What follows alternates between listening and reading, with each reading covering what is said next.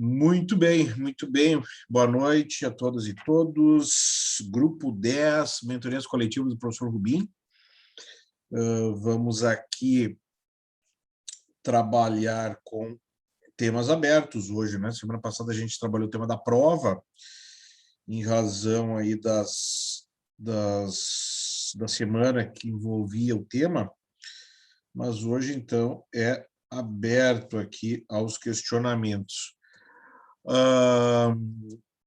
Lélia, tu foste a primeira, vamos aproveitar então, já que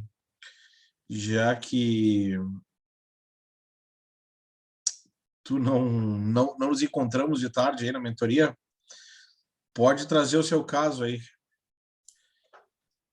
Ou Eu alguma ia coisa. sugerir de eu ficar por última, né? Porque é a primeira mentoria coletiva que eu participo, então para eu ver direitinho Não, como é mas que é funciona. só que alguma questão do dia a dia aí, não tem nada de mistério. Mas vamos Ah, lá, então né?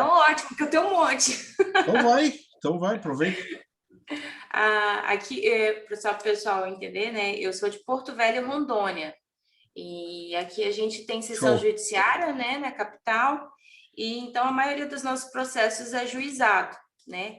E são duas varas de juizado aqui. E aí o que eu queria propor para a gente conversar, e o professor me esclarecer um pouquinho mais, é o seguinte: nos processos de benefício por incapacidade, os dois juízos do juizado, eles até abrem oportunidade para manifestação pós-laudo. Mas essa oportunidade de manifestação, ela é meramente cumprir tabela, porque nenhum tipo de manifestação é sequer analisada, é como se fosse réplica, né?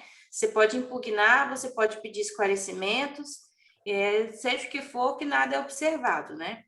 E aí eu queria debater elementos melhores a respeito disso para poder reverter, na expectativa de reverter na turma recursal, né, alegando uma nulidade processual aí a respeito disso. De repente, o professor esclarecer como que a gente deve colocar nessa peça de esclarecimentos um pré-questionamento já a respeito disso, alguma coisa nesse sentido. Essa é uma questão interessante, Lélia. E ela pressupõe o quê? A gente fazer uma peça completa quando dá intimação, já que tu tens essa condição maravilhosa de ser intimada no juizado, né? O ideal seria realmente a gente aproveitar isso, fora a ironia aí, né? E a gente fazer uma peça o mais completa possível. Nos benefícios por incapacidade, isso significaria fazer o quê? Quando o laudo é favorável, não tem nem debate, né? Aí na descida, todo o carro anda, né? A questão principal é como tu vai fazer a impugnação e, especialmente, Lélia, como é que tu vai requerer o aprofundamento da instrução. Para tu alegar depois cerceamento de defesa, tu tem que estar preparada para alegar tu tem que estar preparada para alegar algum aprofundamento da instrução. De que tipo? Quesitos complementares. Tá? Impugnou o laudo, retorno dos autos ao perito para esclarecer, não respondeu aos quesitos da parte autora, só respondeu aos quesitos do juiz, foi muito singelo. Essa complementação do laudo, ela vai ter que ser feita pelo primeiro ou pelo segundo grau. Há necessidade de ser feito esse aprofundamento, e isso vai fazer com que tu tenhas melhores condições, Lélia, de alegar depois o cerceamento de defesa em preliminar de recurso inominado. Outra sugestão aí também, complementando, seria a possibilidade de utilização de assistente técnico, né? Eu, nos benefícios por incapacidade, venho insistindo bastante nisso. Ter um laudo, a possibilidade de juntar na manifestação do perito um laudo de assistente técnico, e esse assistente ele seria capaz de auxiliar, inclusive, na elaboração dos quesitos complementares nesse momento, né? Então, são algumas alternativas aí. Não tem muito espaço no juizado, eu entendo a dificuldade, mas a única questão, a grande questão é, para alegar cerceamento de defesa, nós temos que procurar demonstrar que há necessidade do aprofundamento da instrução. Não. E isso é uma coisa que é bastante interessante. Veja um caso ali, um caso que eu estava vendo hoje, um despacho aí do município de Feliz, no Rio Grande do Sul ali. O juiz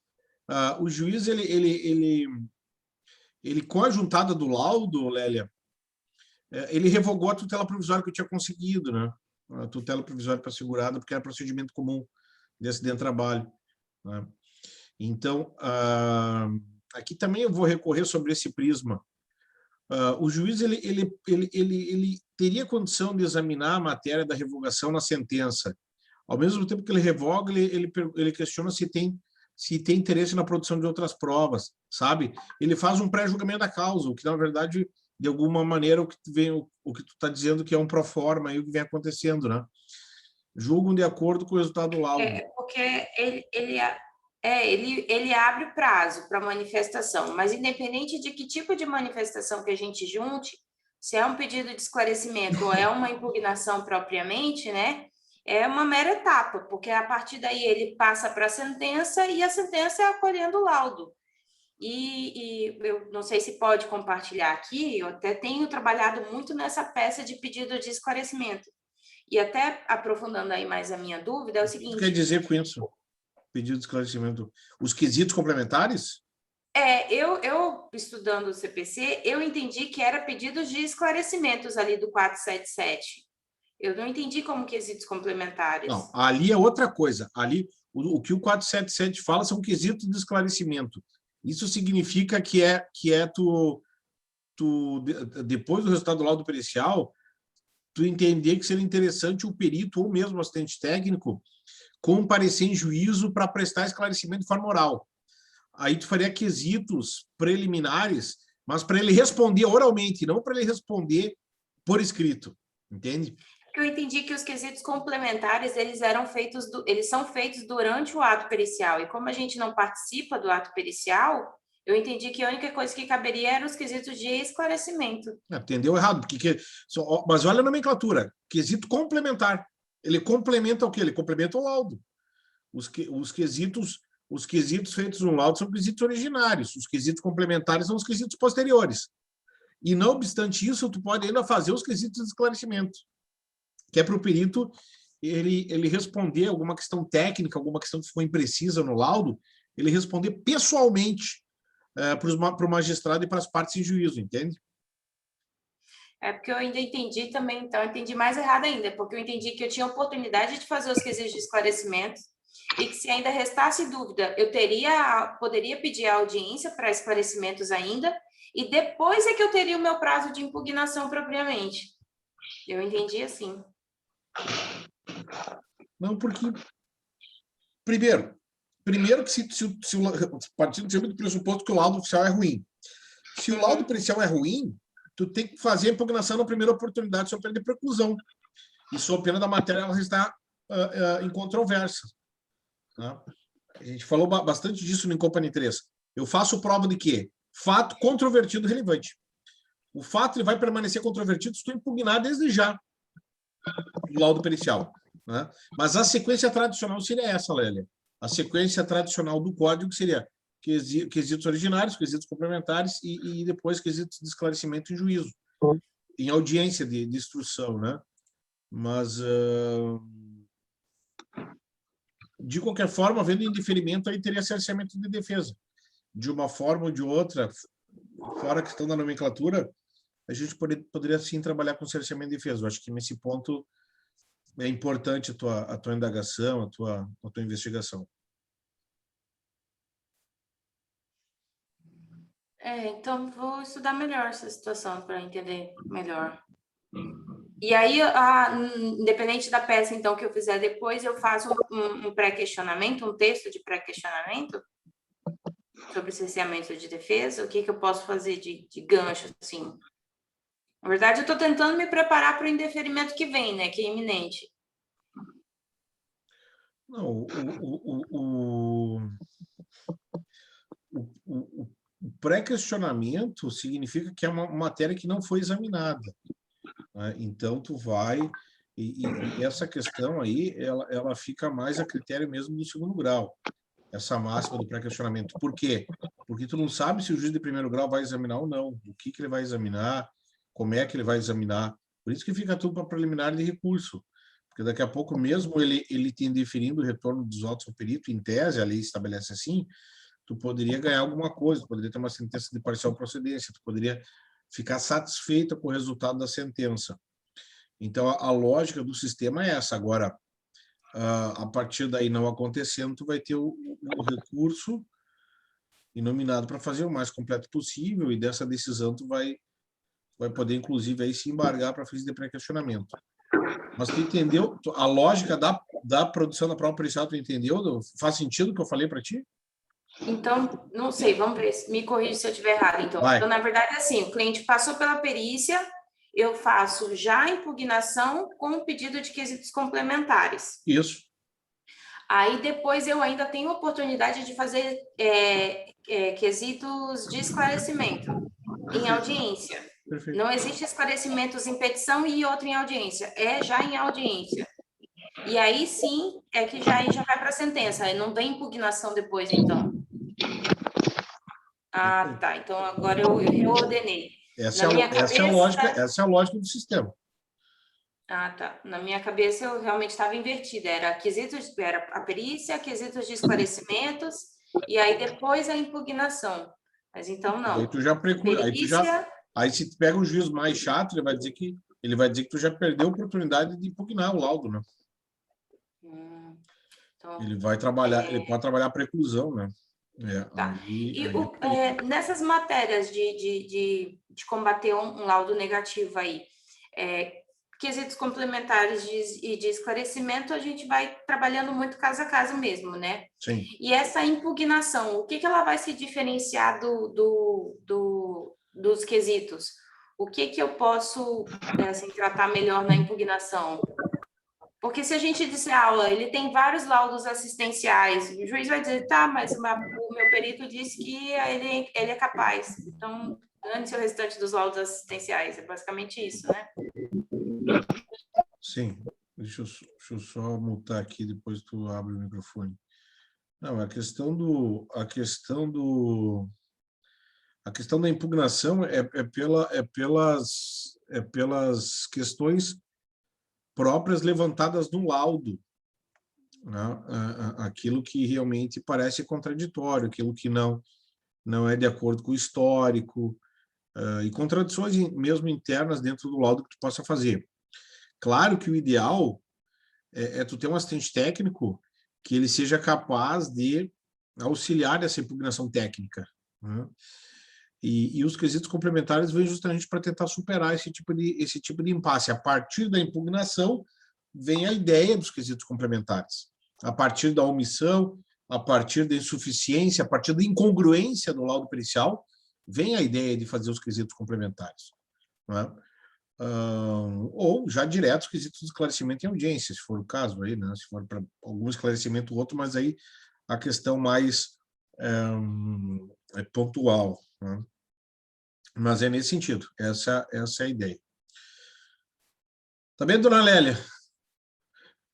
Já respondemos alguma coisa. Ana Lu, que entrou por segundo, tem alguma coisa para trabalhar com a gente? Não?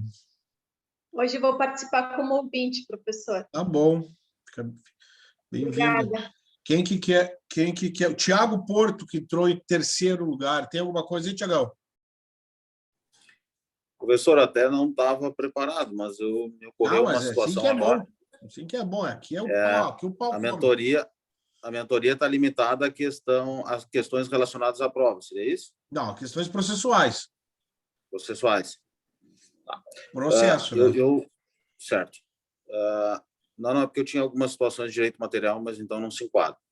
Mas a questão, eu tenho uma situação aqui que eu sou daqui da cidade de Taquari, e até o advento da reforma da Previdência, nós utilizávamos da competência delegada da Justiça Estadual, certo? Sim. A partir de janeiro de 20, nós não tivemos mais a opção, que será retomada agora por conta da alteração lá do critério de distância adotado pelo tribunal, né, relacionado aos 70 quilômetros. Então, todos os processos de aposentadoria, nós solicitávamos, e de regra sempre é deferido, a produção da prova pericial na aposentadoria especial. Eu tive um caso que até trabalhamos hoje, que tem uma singularidade, onde nós pedimos ao juiz que fosse deferida a prova por similaridade em algumas empresas que haviam encerrado suas atividades. O juiz indeferiu a perícia por similaridade, mas deferiu a perícia naquelas empresas que estavam ativas. Agora, a minha questão é relacionada a essas empresas que estão inativas e não estão cobertas pelo laudo pericial. Minha dúvida é, eu tenho o PPP dessas empresas, que naturalmente estão nos autos, se eu posso utilizar da prova pericial naqueles locais onde ela foi realizada, e para aquelas outras situações onde não foi realizada a perícia por conta do indeferimento do juiz, eu posso me valer dos PPPs. Uhum.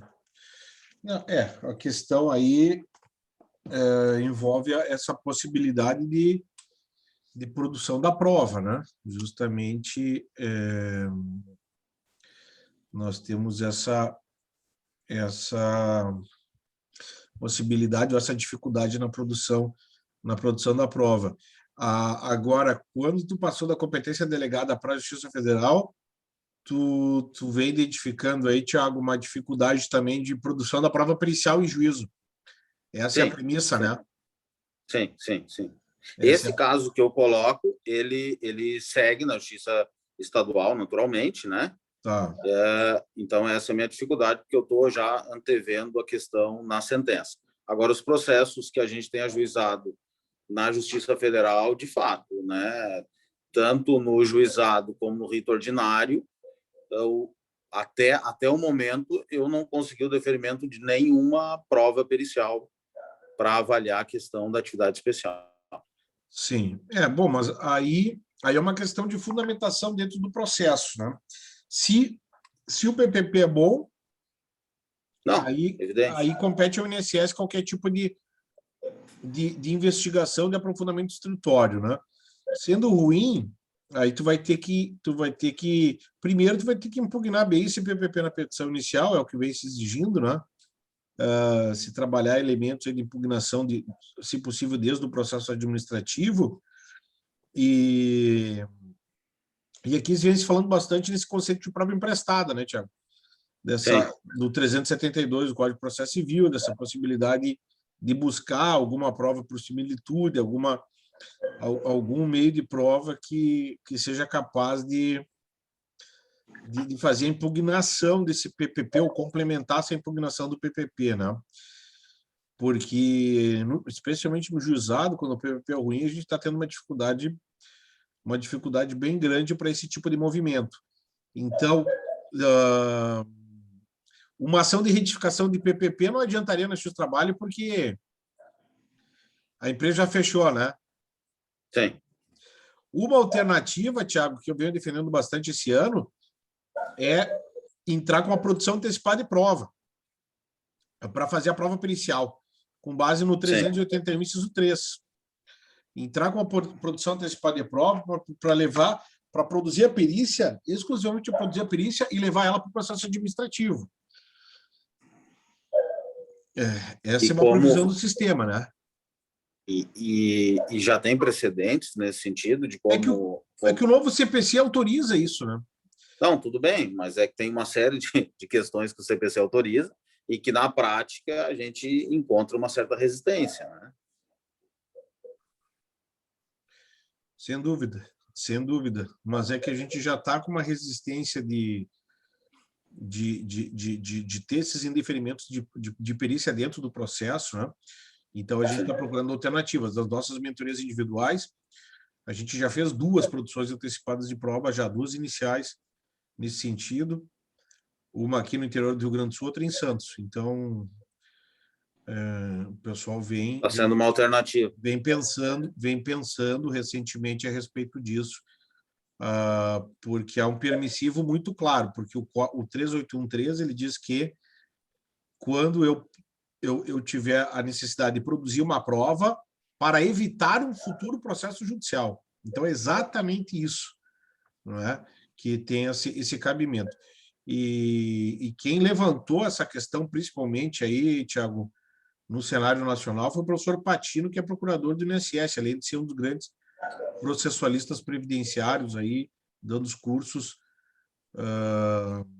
muitos cursos, né, comigo aí, nacionais, e é ele que levantou essa questão. Então, me pareceu bastante interessante como alternativa. Nessa situação, haveria necessidade do contraditório com o INSS nessa antecipação ou não?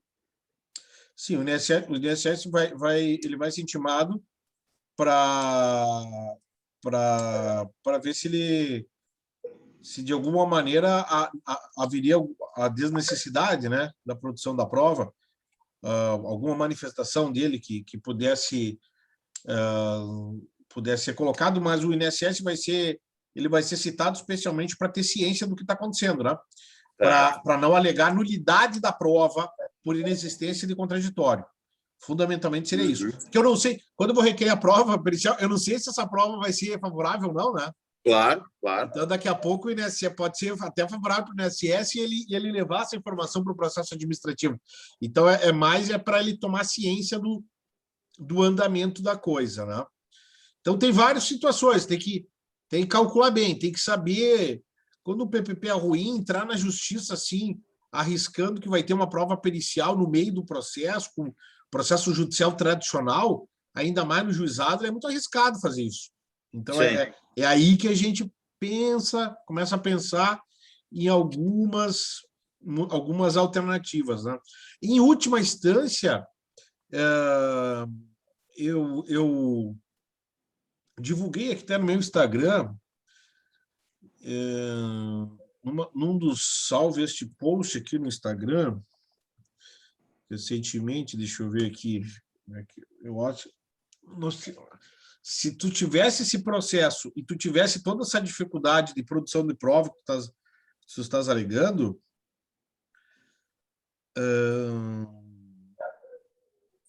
um plano C, e a gente trouxe isso no Company 3, mas eu vou retomar aqui. Esse aqui. É esse aqui.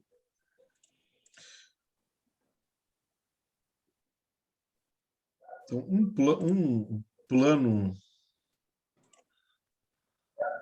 plano possível aqui, ó, seria, Tiago, aqui era no caso temporal, né? Seria pedir a extinção sem resolução de mérito num processo desse que se encaminhasse para esse sentido, né? Aquela decisão aqui do TRF4 do Paulo Afonso Brunvaso, ó, juízo de improcedência a partir de ausência de início de prova material. Então, a gente trabalharia isso, né? Não tem uma prova material, não tem um juiz exauriente sobre a prova pericial, sobre a prova de atividade especial. A gente poderia trabalhar em última análise com esse argumento se a gente não conseguisse fazer uma prova e a gente tivesse na mão do PPP ruim, né? Que a gente estaria aí para perder uma aposentadoria especial com formação de coisa julgada. Isso, professor, na hipótese de um indeferimento de uma produção da prova pericial, no caso. Isso, exatamente.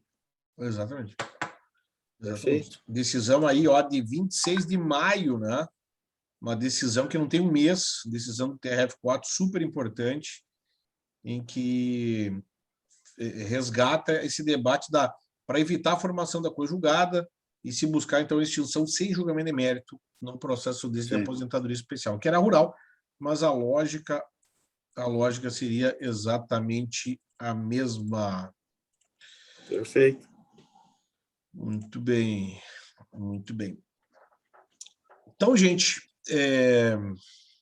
respondemos aí a Lélia e depois respondemos ao Tiago. Mais uma aí, mais alguém quer fazer uma perguntinha, mas aí é rápida. 4 minutos.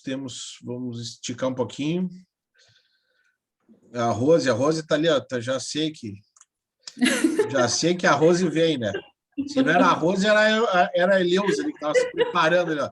Estava quase dando um bote ali já. Eu conheço. Fala, Rose. Então tá, é só 4 minutos, né? Vamos lá. Vira 4 minutos para a pergunta, né? A resposta. Não, é 2 para perguntar e 2 para responder. Não começa a me enrolar. Não. Então vamos lá.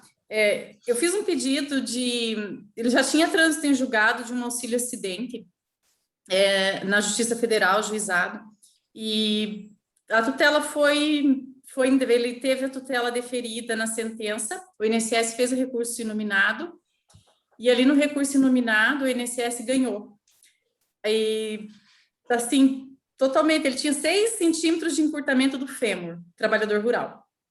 Aí ele chegou para mim agora, ele já tem 8 centímetros de encurtamento, e ele sofreu esse acidente de moto, indo para o trabalho, ele na área rural. O que eu fiz? Entrei na Justiça Estadual, porque ele mora numa cidade aqui do interior também, mas também seria estadual a mesma coisa. Porque eu considerei acidente de trabalho. De trajeto que você trabalha. Isso.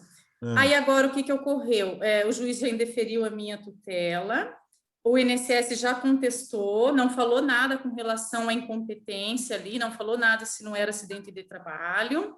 E da coisa julgada ele não falou?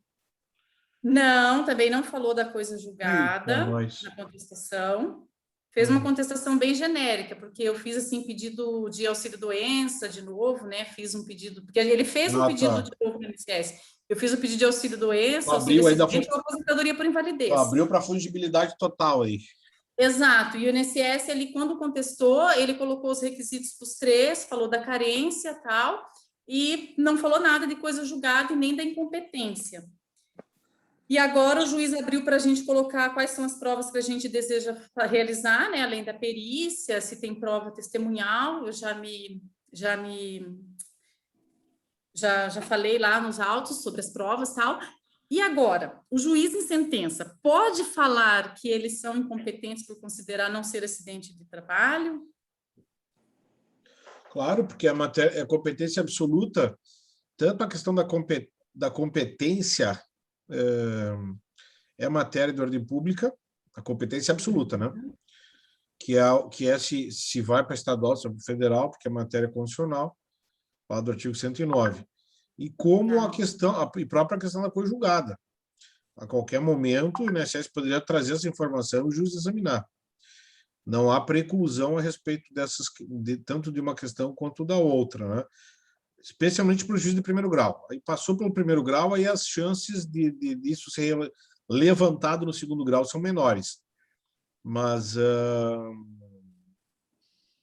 a questão, eu te entendi a posição, acredito que abriu também para outros pedidos, e aí podemos trabalhar com o conceito que não é exatamente a mesma lide, né? E agora agravamento. Agora ele tem 8 centímetros de encurtamento, ele tinha 6. Sim, né? Sim. Já é um fato novo, né? Já é um fato novo. E eu fiz um requerimento administrativo novo também. Tu fez? Fiz, ele passou por perícia. Mas de auxílio-doença daí? Isso, de auxílio-doença, isso mesmo. Daí a gente agora fez um pedido judicial na Justiça Estadual. Então, eu tenho que me preparar que o juiz pode a incompetência ali, pode alegar incompetência, né? Ele pode alegar, mas eu vou te dizer o seguinte, é difícil, geralmente, se isso se alega já no início para mandar para a Justiça Federal, né? Sim. Mas, em tese, como a matéria é de ordem pública, tanto a competência absoluta como a coisa julgada, ele poderia chegar na sentença e dizer, não sou competente para isso, quem é competente é a federal. Agora, essa questão da competência, ela se confunde com mérito a partir do momento que a prova, o laudo, o testemunha, confirme essa questão do acidente de trabalho, né? Sim. Então, aí ele não pode mais alegar incompetência. Né? Tá certo, então. Aí eu entendo que na sentença o que ele pode fazer é julgar improcedente por não ter nexo causal. E aí determinar que tu reajuize uma nova ação na federal. Porque aí não é mais uma questão de preliminar, mas é o mérito em si, se é acidente de trabalho ou não. Foram feitas todas as provas, ele acha que não é, bom, então ele tem que julgar improcedente na estadual e determinar que tu volte lá para a federal, onde é melhor tu não voltar, né? Porque tu já não foi bem recebida lá. Melhor tu não voltar. Foi uma decisão assim bem estranha ali do recurso nominado ali do pessoal ali quando ele veio para mim ele já tinha coisa julgada lá do juizado, né? Uhum. Porque a sentença deu realmente, mas o que o laudo dizia? O laudo dizia assim que apesar dele ter 6 centímetros de encurtamento, isso não reduzia a capacidade laborativa dele rural.